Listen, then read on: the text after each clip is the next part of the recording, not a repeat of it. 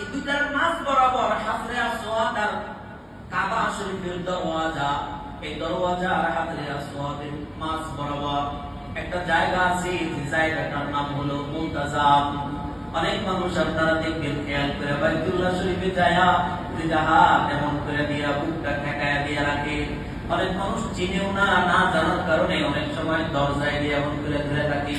দরজায় ধরে থাকা এটা ভিন্ন জিনিস, আর মুলতাজাম আর একটা ভিন্ন জিনিস। মুলতাজাম হলো দরওয়াজা, আর এই হাজরে আসওয়াদের মাঝ বরাবর অল্প কিছু জায়গা, ওই জায়গাটার নাম হলো মুলতাজাম। নবী দেখে দেখে বলে, জানো কোন আল্লাহর গোলাম যদি মুলতাজাম ধইরা মালিকের কাছে আল্লাহ বলে ডাক দিতে পারে, ডাক দিয়া যা বলবে রব্বুল আলামিন সঙ্গে সঙ্গে সব দোয়া কবুল করে দেয়। দোয়া করতে দেরি হয়, দোয়া কবুল করতে দেরি হয় না। সুবহানাল্লাহ। এই দুইটার মাঝ বরাবর হাজরে আসওয়াদ আর কাবা শরীফের দরওয়াজা, এই দরওয়াজা আর হাজরে আসওয়াদের মাঝ বরাবর একটা জায়গা আছে, যে জায়গাটার নাম হলো মুলতাজাম। অনেক মানুষ আপনারা দেখবেন খেয়াল করে বাইতুল্লাহ শরীফে যায়া দুইটা হাত এমন করে দিয়া বুকটা ঠেকায়া দিয়ে রাখে।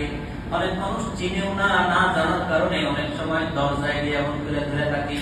দরজায় ধরে থাকা এটা ভিন্ন জিনিস, আর মুলতাজাম আর একটা ভিন্ন জিনিস। মুলতাজাম হলো দরওয়াজা, আর এই হাজরে আসওয়াদের মাঝ বরাবর অল্প কিছু জায়গা, ওই জায়গাটার নাম হলো মুলতাজাম। নবী দেখে দেখে বলে, জানো কোন আল্লাহর গোলাম যদি মুলতাজাম ধইরা মালিকের কাছে আল্লাহ বলে ডাক দিতে পারে, ডাক দিয়া যা বলবে রব্বুল আলামিন সঙ্গে সঙ্গে সব দোয়া কবুল করে দেয়। দোয়া করতে দেরি হয়, দোয়া কবুল